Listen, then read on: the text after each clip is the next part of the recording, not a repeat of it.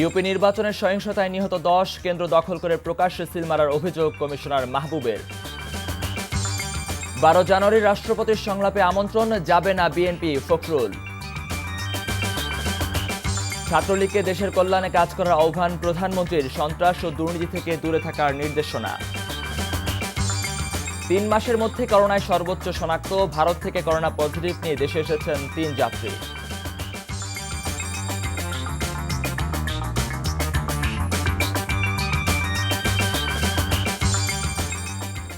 আসসালামু আলাইকুম, শেখ মহিউদ্দিন স্বাগত জানাচ্ছি এনটিভির সকালের খবরে।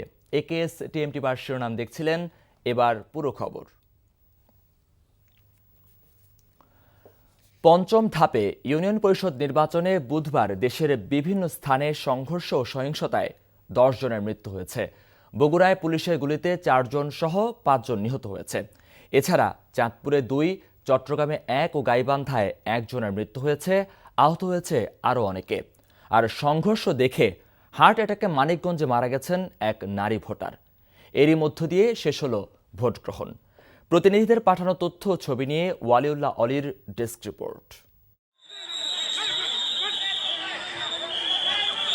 কেন্দ্র দখল, জাল ভোট দেয়া এবং এজেন্টকে বের করে দেওয়ার অভিযোগে দুই পক্ষের মধ্যে সংঘর্ষের এমন ঘটনা দেশের বেশিরভাগ ইউনিয়ন পরিষদের নির্বাচন ঘিরেই। বগুড়ার গাবতলী উপজেলার বালিয়াদিঘি ইউনিয়নের একটি কেন্দ্রে ভোট গণনা শেষে ফলাফল ঘোষণা না করে উপজেলা সদরে ব্যালট পেপার নিয়ে যেতে চান নির্বাচন কর্মকর্তারা। এতে আপত্তি জানিয়ে ভোট কেন্দ্র ঘেরাও করে এলাকাবাসী। শুরু হয় আইনশৃঙ্খলা বাহিনীর সদস্যদের সাথে সংঘর্ষ। এক পর্যায়ে পুলিশ, বিজিবি ও নির্বাহী ম্যাজিস্ট্রেটের গাড়িতে হামলা চালিয়ে ব্যাপক ভাঙচুর করা হয়। পরিস্থিতি নিয়ন্ত্রণে আইনশৃঙ্খলা বাহিনী গুলি চালালে 4 জন নিহত হয়। এর আগে রামেশ্বরপুর ইউনিয়নের একটি কেন্দ্রে 2 মেম্বার প্রার্থীর সমর্থকদের সংঘর্ষে 1 জন নিহত হয়।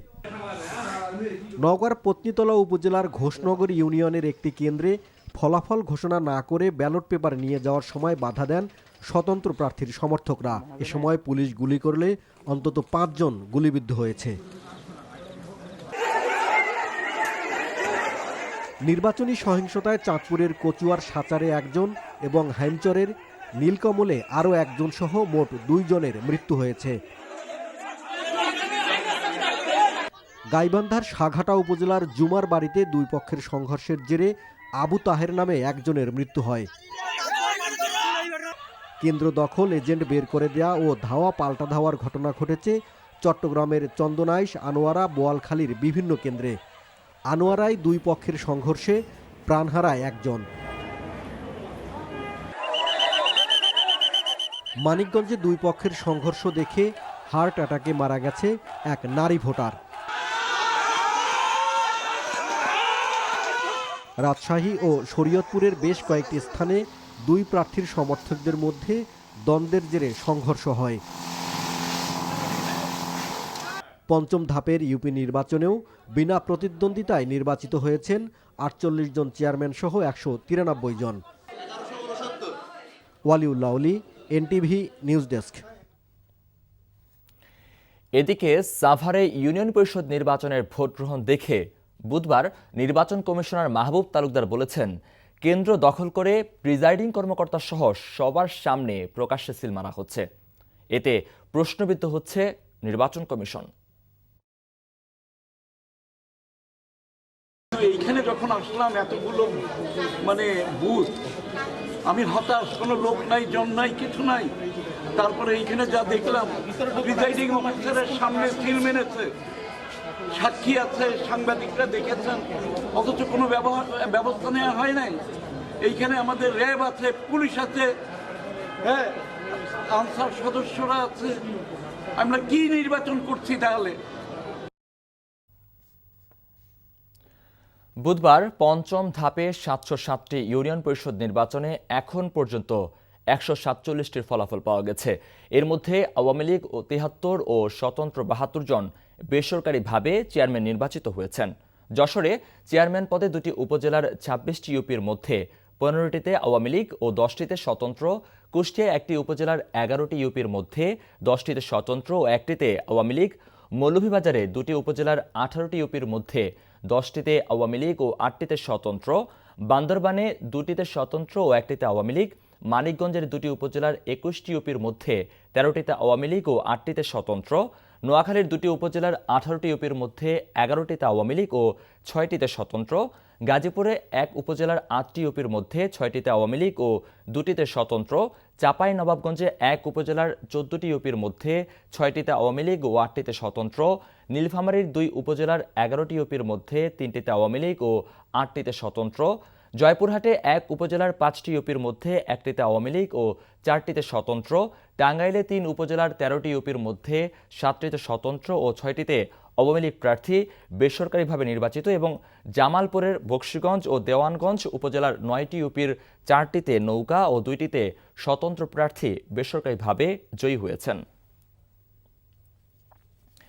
এবার অন্য প্রসঙ্গ। আগামী 12 জানুয়ারি নির্বাচন কমিশন গঠন নিয়ে চলমান রাষ্ট্রপতির সংলাপে বিরোধী দল বিএনপিকে আমন্ত্রণ জানানো হলেও তা নাকচ করেছে বিএনপি। বুধবার সন্ধ্যায় রাষ্ট্রপতির দপ্তর থেকে বিএনপিকে সংলাপের আমন্ত্রণপত্র পাঠানোর বিষয়টি নিশ্চিত করা হয়।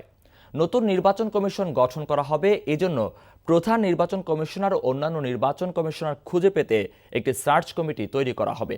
এই সার্চ কমিটি গঠনে নিবন্ধিত রাজনৈতিক দলগুলোর সঙ্গে সংলাপ করছেন রাষ্ট্রপতি মোহাম্মদ আব্দুল হামিদ। সেই লক্ষ্যে আগামী 12 জানুয়ারি বিকেল 4টায় বিএনপিকে সংলাপে আমন্ত্রণ জানিয়েছেন রাষ্ট্রপতি। তবে আমন্ত্রণপত্র পেয়েও নেতিবাচক সিদ্ধান্ত নিয়েছে দলটি। এ বিষয়ে দলের মহাসচিব গণমাধ্যমকে জানিয়েছেন সংলাপে অংশ নেবে না বিএনপি। এর আগে বিএনপির স্থায়ী কমিটির বৈঠকে এই সংলাপকে অর্থহীন আখ্যা দিয়ে সংলাপে অংশ না নেওয়ার সিদ্ধান্ত হয়েছিল। এদিকে নির্বাচন কমিশন গঠন নিয়ে রাষ্ট্রপতির সংলাপে অংশ না নেওয়ার সিদ্ধান্তের কথা জানিয়েছে এলডিপি। পার্টির প্রেসিডেন্ট অবসরপ্রাপ্ত কর্নেল ডক্টর অলি আহমেদ বলেছেন, এই সংলাপ অর্থহীন। বুধবার দেশের দলের কেন্দ্রীয় কার্যালয়ের সংবাদ সম্মেলনে তিনি আরও বলেন, রাষ্ট্রপতি ভালো মানুষ হলেও তার কোনো ক্ষমতা নেই। চা খেতে এবং জনগণের টাকা নষ্ট করতে বঙ্গভবনে যাওয়ার কোনো মানে হয় না, তাই তার দল সংলাপে যাবে না। আত্মসমালোচনা করে অলি আহমেদ বলেন, বর্তমান সংকটের পেছনে তারও দায় রয়েছে, এজন্য জনগণের কাছে ক্ষমাও চান তিনি।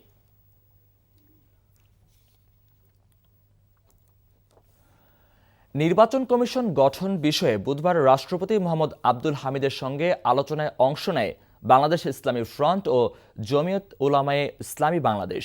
বুধবার সন্ধ্যায় বঙ্গভবনের দরবার হলে অনুষ্ঠিত আলোচনায় প্রথমে অংশ নেয় বাংলাদেশ ইসলামী ফ্রন্ট। দলের chairman Maulana M A Mannan 6 সদস্যের প্রতিনিধি দলের নেতৃত্ব দেন।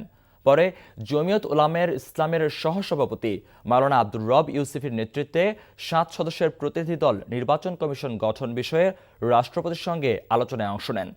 ইসলামী ফ্রন্ট এবং জমিয়ত উলামায়ে ইসলামী বাংলাদেশ একটি গ্রহণযোগ্য নির্বাচন কমিশন গঠনে আইন প্রণয়ন সহ তাদের প্রস্তাবনা পেশ করে। তত্ত্বাবধায়ক সরকার ব্যবস্থা স্থায়ী সমাধান নয় উল্লেখ করে নিরপেক্ষ কমিশন গঠনের প্রস্তাব দেয় ইসলামী ফ্রন্ট।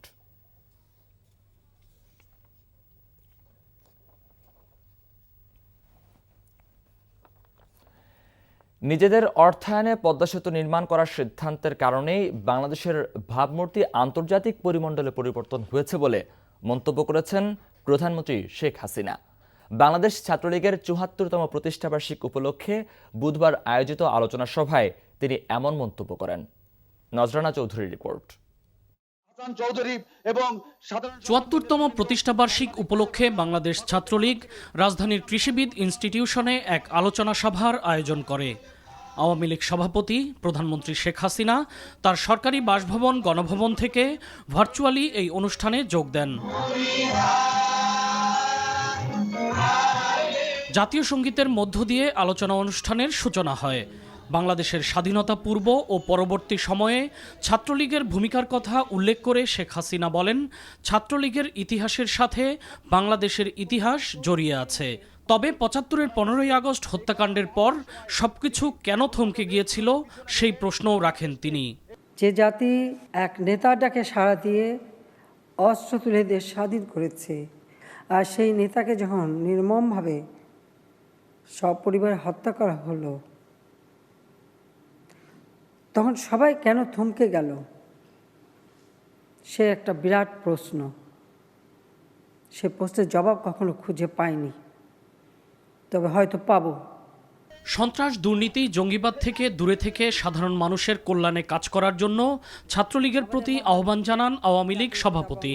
মনোযোগ দিয়ে লেখাপড়া করে সবাইকে শিক্ষিত হওয়ার তাগিদ দিয়ে শেখ হাসিনা বলেন, অল্প বা স্বল্প শিক্ষিত ব্যক্তিত্বের হাতে দেশের নেতৃত্ব গেলে তা জাতির পক্ষে ভালো হবে না। আমি কারোর নাম বলবো না, কিন্তু একটু বলতে চাই এটুকু, অল্প শিক্ষিত বা স্বশিক্ষিত বা অশিক্ষিত নেতৃত্ব একটা দেশকে ধ্বংসের দিকে নিয়ে যায়।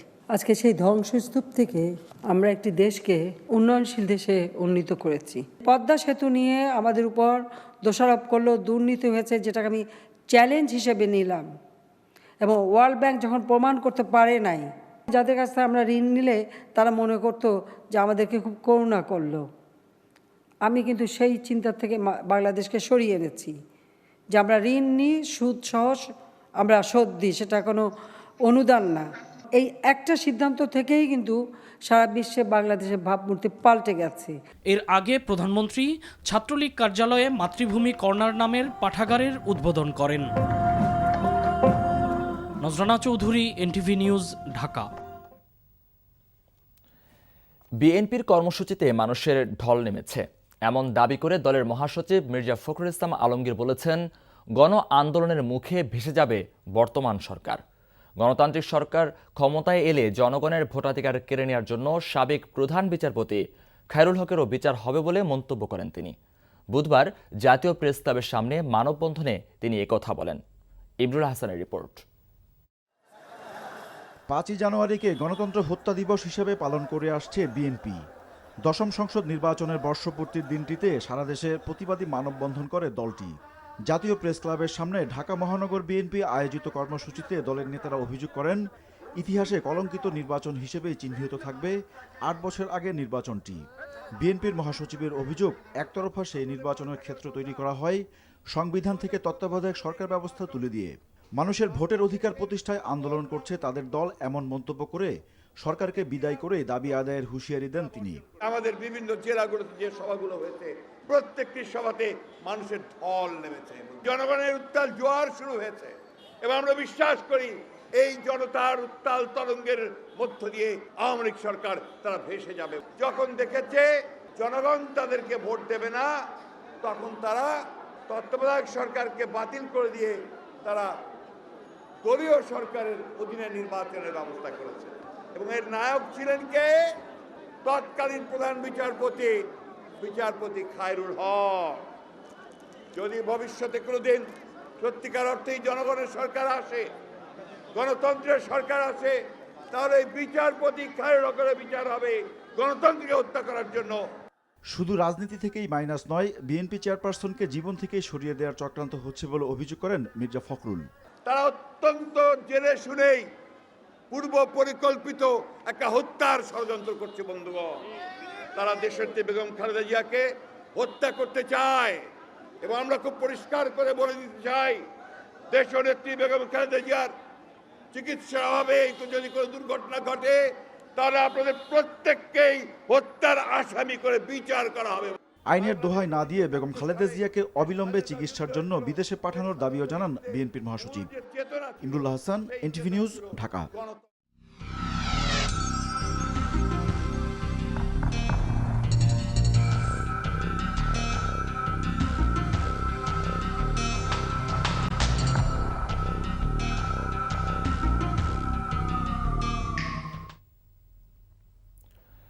করোনার সংক্রমণ ক্রমেই বেড়ে চলেছে, তাই জনসমাগম এড়াতে দেশে নতুন করে কোনো নির্বাচনের তফসিল ঘোষণা করা ঠিক হবে না বলে জানিয়েছেন স্বাস্থ্য অধিদপ্তরের অতিরিক্ত মহাপরিচালক অধ্যাপক ডাক্তার আহমেদুল কবির। অন্যদিকে স্বাস্থ্য সচিব লোকমান হোসেন জানিয়েছেন, করোনা ঠেকাতে শিগগিরই নতুন বিধিনিষেধ প্রজ্ঞাপন আকারে প্রকাশ করা হবে। বুধবার এক অনুষ্ঠানে তারা এসব কথা বলেন। মুশফিকুস সালহিনের রিপোর্ট। বিশ্বব্যাপী যখন চোখ রাঙাচ্ছে করোনার ওমিক্রন ধরন, ঠিক তখন দেশেও ক্রমান্বয়ে করোনা সংক্রমণ বেড়ে যাওয়া ভয় দেখাচ্ছে, তৈরি করছে শঙ্কা। ইতোমধ্যে দেশে করোনা শনাক্তের হার বেড়ে 4% ঘর অতিক্রম করেছে। এমন পরিস্থিতিতে রাজধানীতে এক অনুষ্ঠান শেষে স্বাস্থ্য সচিব জানিয়েছেন, বিধিনিষেধ দিয়ে শিগগির আসছে প্রজ্ঞাপন। এই বিষয়ে মন্ত্রী মহোদয় বলছে একই কথা বারবার বললে ভেরিয়েশন না, যে উনি যেটা বলছে ওইটাই আমাদের বক্তব্য। যা হয়তো যে কোনো সময় প্রজ্ঞাপন তো যে কোনো সময় তো আজকে কালকের ভিতরেই পেয়ে যাবেন। করোনার ঊর্ধ্বমুখিতার কারণে নতুন করে কোনো নির্বাচনী তফসিল না দেওয়ার অনুরোধ স্বাস্থ্য অধিদপ্তরের। হয়তো 2-1 দিনের মধ্যে বোধহয় নির্বাচন শেষ হয়ে যাবে এবং আমার মনে হয় যেগুলো জাতীয় গুরুত্বপূর্ণ বিষয় অতি দ্রুত শেষ করে নতুন কোনো রকম তফসিল ঘোষণা বা অন্য কোনো কিছু নতুনভাবে আর করাটা ঠিক হবে না। যেগুলো হয়ে গেছে বা 2-1 দিনের মধ্যে হয়ে যাবে সেগুলো করে এগুলো গুটিয়ে ফেলা উচিত। এই 1-2 মাস যদি আমরা সতর্ক থাকি তাহলে আমরা নেক্সট পুরো ইয়ার কিন্তু আমরা বেঁচে যাব।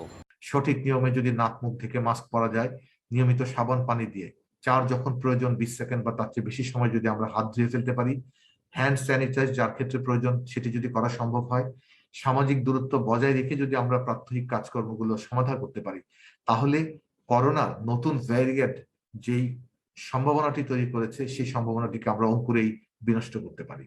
এদিকে সবশেষ 24 ঘন্টায় 13 সপ্তাহের মধ্যে সবচেয়ে বেশি করোনা শনাক্ত হয়েছে। স্বাস্থ্য অধিদপ্তরের সংবাদ বিজ্ঞপ্তিতে জানানো হয়, এ সময়ে নতুন করে 892 জনের দেহে করোনার জীবাণু মিলেছে, যা গেল 29 সেপ্টেম্বরের পর সর্বোচ্চ। সবশেষ 24 ঘন্টায় করোনা শনাক্তের হার দাঁড়িয়েছে 4.20%। এ পর্যন্ত মোট মৃত্যু হয়েছে 28,090 জনের। Mushfiq Us-Salehin, NTV news, Dhaka. বেনাপোল ও আখাউড়া স্থলবন্দর দিয়ে ভারত থেকে করোনা পজিটিভ হয়ে দেশে এসেছেন 3 যাত্রী। বেনাপোল স্থলবন্দরের কর্মকর্তারা জানান, বুধবার চিকিৎসা শেষে ভারত থেকে চেকপোস্টে আসলে যাত্রীদের করোনা পরীক্ষা করা হয়। এ সময় 2 জনের করোনা শনাক্ত হয়। তাদের যশোর জেনারেল হাসপাতালের রেড জোনে ভর্তি করা হয়। সেখানে তাদের 14 দিনের কোয়ারেন্টাইনে রাখা হবে। এদিকে ব্রাহ্মণবাড়িয়ার আখাউড়া আন্তর্জাতিক ইমিগ্রেশন চেকপোস্ট দিয়ে ভারত থেকে দেশে ফিরেছেন করোনা ভাইরাসে আক্রান্ত এক যুবক। বুধবার দুপুরে দেশে ফেরার পর তাকে ব্রাহ্মণবাড়িয়া জেনারেল হাসপাতালের করোনা ইউনিটের আইসোলেশন ওয়ার্ডে রাখা হয়েছে। তিনি করোনার ওমিক্রন ভেরিয়েন্টে আক্রান্ত কিনা সেটি পরীক্ষা করে নিশ্চিত হওয়া যাবে বলে জানান ব্রাহ্মণবাড়িয়ার সিভিল সার্জন মোহাম্মদ একরামুল্লাহ। খুলনা প্রকৌশল এবং প্রযুক্তি বিশ্ববিদ্যালয় কুয়েটের শিক্ষক অধ্যাপক ডক্টর মোহাম্মদ সেলিম হোসেনের মৃত্যুর ঘটনায় বিশ্ববিদ্যালয়ের শাখা ছাত্রলীগের সাধারণ সম্পাদক সহ 4 শিক্ষার্থীকে আজীবন বহিষ্কার করা হয়েছে। একই সাথে 40 শিক্ষার্থীকে বিভিন্ন মেয়াদে শাস্তি দেওয়া হয়েছে। বিশ্ববিদ্যালয়ের সিন্ডিকেট সভায় এই সিদ্ধান্ত হয়। খুলনা থেকে আবু তৈবের পাঠানো রিপোর্ট। শিক্ষক মৃত্যুর ঘটনায় ছাত্র রাজনীতি নিষিদ্ধ না হলেও কঠোর বিধিনিষেধ আরোপ কুয়েটে। শাস্তিপ্রাপ্ত শিক্ষার্থীরা সবাই ছাত্রলীগের নেতাকর্মী। স্থায়ী বহিষ্কার করা হলো বিশ্ববিদ্যালয়ের শাখা ছাত্রলীগের সাধারণ সম্পাদক সাদমান নাহিয়ান সেজান সহ 4 জনকে। বুধবার দুপুরে উপাচার্য সাজ্জাদ হোসেনের সভাপতিত্বে সিন্ডিকেট সভায় বিশ্ববিদ্যালয়ের ছাত্র শৃঙ্খলা কমিটির সুপারিশে এই সিদ্ধান্ত হয়। এছাড়া 7 জনকে 2 বছরের জন্য বহিষ্কার এবং হল থেকে চিরতরে বহিষ্কার, অপর 1 জনকে 1 বছরের জন্য বহিষ্কার এবং হল থেকে চিরতরে বহিষ্কার করা হয়েছে। আর 22 শিক্ষার্থীকে 1 বছরের জন্য বহিষ্কারের সিদ্ধান্ত নিয়ে স্থগিত করে রাখা হয়েছে। ভবিষ্যতে শৃঙ্খলা ভঙ্গ করলে সিদ্ধান্ত কার্যকর হবে। 10,000 টাকা করে জরিমানা করা হলো আরও 10 জনকে। 5টি ক্যাটাগরিতে 44 জন ছাত্রকে শাস্তি প্রদান করেছেন। প্রথম ক্যাটাগরি হলো যে খুলনা প্রকৌশল প্রযুক্তি বিশ্ববিদ্যালয় থেকে চিরতরে বহিষ্কার করা হলো। আর দ্বিতীয় শাস্তি হলো যে 2 বছর 2 শিক্ষাবর্ষের জন্য বহিষ্কার করা হলো এবং তারা সকল আবাসিক হল থেকে চিরতরে বহিষ্কার করা হলো, মানে হলে থাকতে পারবে না।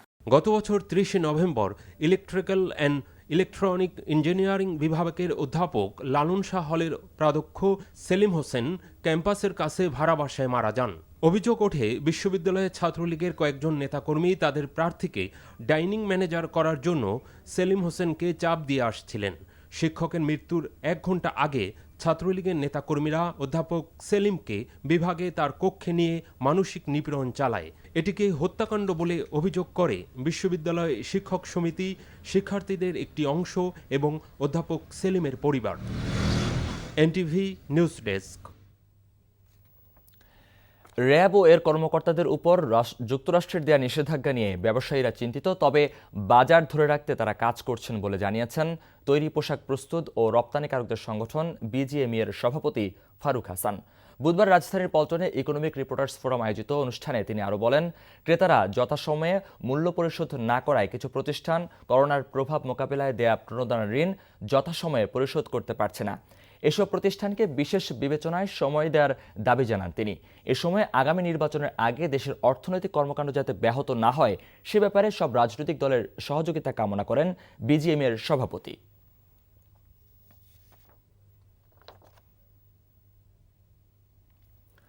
রাতে ঢাকার কারওয়ান বাজারে সবজি পরিবহন কাজে নিয়োজিত ১৫০০-এর বেশি ভ্যান চালকের রোজগার কমে যাওয়ায় তাদের জীবিকা হুমকির মুখে পড়েছে। তারপরও ভাড়া পেতে রীতিমতো প্রতিযোগিতায় নামতে হয় তাদের। কিছুদিন আগেও প্রতি রাতে তাদের আয় ১,০০০ টাকা ছাড়িয়ে যেত, এখন তা নেমে এসেছে অর্ধেকেরও কম। তবুও থেমে নেই তাদের সংগ্রামী জীবন। আরও জানাচ্ছেন মিজান রহমান, ছবি তুলেছেন ফরিদ আহমেদ ভূঁইয়া। রাজধানীর কারওয়ান বাজারের প্রবেশপথ সোনারগাঁও হোটেলের বিপরীত পাশে ভ্যানের ওপর দাঁড়িয়ে থাকা সবাই ভ্যান চালক। তাদের দৃষ্টি দেশের নানা প্রান্ত থেকে আসা মালবাহী ট্রাকের উপর। যারা আগে ট্রাক চালকের দৃষ্টি আকর্ষণ করবে তারাই পাবে ওই ট্রাকের মালামাল পরিবহনের সুযোগ। খুব অভাবে আছি স্যার, চাকরি মুক্তি ঠিক মতন পাই না, মগর সব মাকে বেটা দেয় কারণ বাজার আসন লাগে। এটা বললে ঘরে লেগেল 200 টাকা দেয়, কিন্তু এখন বাজারে 300 থেকে 400 টাকা কাম করি, কাম কম হয়। সেক্ষেত্রে আমরা একটা ছাড়টা দিই, সপ্তাহে একটা 100 করে কম নিই, 6 দিনে 600 নিই আর 100 বাদ। ট্রাক থেকে কারওয়ান বাজারের আড়ত পর্যন্ত সবজি সহ সব ধরনের মালামাল পরিবহনের কাজ করেন এসব ভ্যান চালক। শীতে বেশিরভাগ শাকসবজির দাম কম থাকায় এসব পণ্য আড়ত পর্যন্ত নিয়ে যেতে ভাড়াও কম দেন পাইকারি সবজি ব্যবসায়ীরা। কয়েক মাস আগেও তারা প্রতি রাতে ১,০০০-এর বেশি টাকা রোজগার করলেও এখন এসব ভ্যান চালকেরা 2 থেকে 400 টাকা রোজগারেও হিমশিম খাচ্ছে। ডাল সিজনে 12, কোন সময় 300, কোন সময় 500, কোন সময় 400, কোন সময় কেউ খালি পকেটে থাকে বাসে। যে ইন্ডিয়ান যে মরিচটা আছে না, তখন ইনকামটা একটু বেশি থাকে, দামও বেশি থাকে, ইন্ডিয়ান মালের চাপও পড়ে, তখন দাম একটু আমাকে ইনকামটা ভালো থাকে। এখন ইনকাম কম, এখন মনে হয় সারা 2-3 টিপ মারা যায়, আর কি 400-500 টাকা ইনকাম করা যায়। কারওয়ান বাজার আড়তে নিয়োজিত এসব ভ্যানের মালিককে এক রাতের ভাড়া বাবদ দিতে হয় 100 টাকা। জমাট টাকা পরিশোধ করার পর অবশিষ্ট রোজগারে এসব ভ্যান শ্রমিকদের জীবিকা নির্বাহ দুর্বিষহ হয়ে পড়েছে জানিয়ে ভাড়া বৃদ্ধির দাবি জানিয়েছেন ভ্যান চালকরা। Mizan Rahman, NTV news, Dhaka.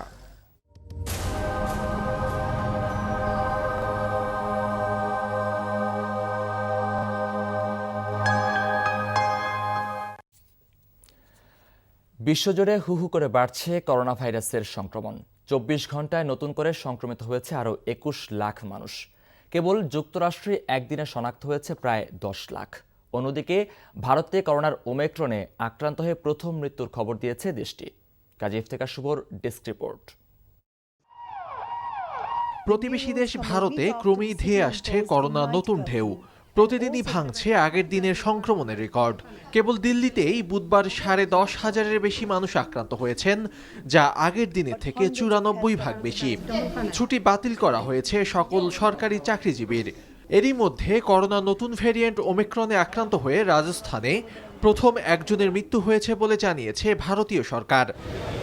গেল 8 দিনে ভারতে করোনা সংক্রমণ বেড়েছে 6 গুণ। পশ্চিমবঙ্গ সহ দেশ জুড়ে প্রতিদিনই কঠোর করা হচ্ছে বিধিনিষেধ। নতুন করে মহারাষ্ট্র সহ 60টি রাজ্যে জারি করা হয়েছে রাত্রিকালীন কারফিউ। 9%।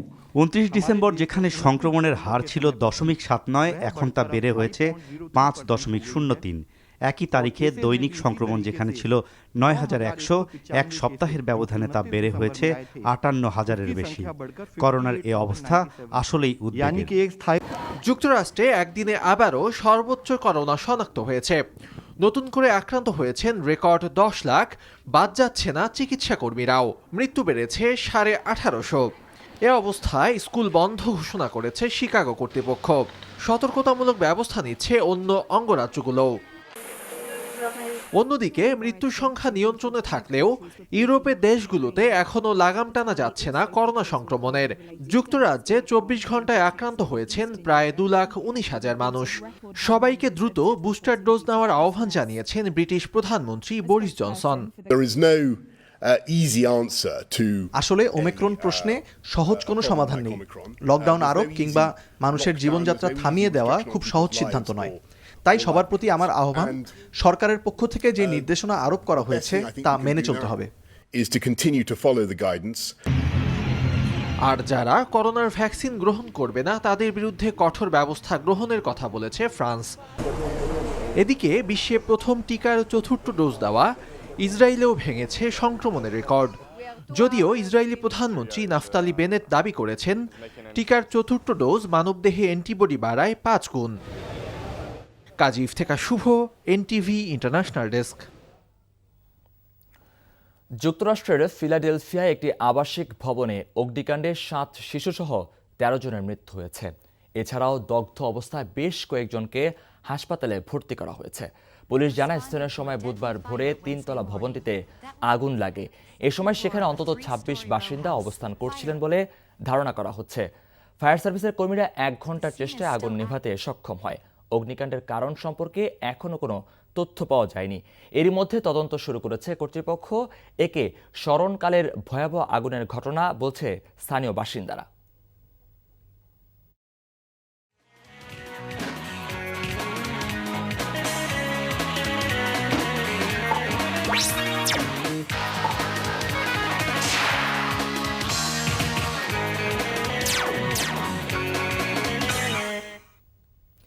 খেলার খবর, এবার টেস্ট ক্রিকেটে বাংলাদেশের ইতিহাস গড়ার খবর। একটা জয়ই বদলে দিয়েছে বাংলাদেশ ক্রিকেটের ভাবমূর্তি। নিউজিল্যান্ডের মাটিতে ঐতিহাসিক জয়কে দেশের সাবেক ও বর্তমান ক্রিকেটার এবং কর্মকর্তারা দেখছেন টেস্ট ক্রিকেটের সেরা সাফল্য হিসেবে।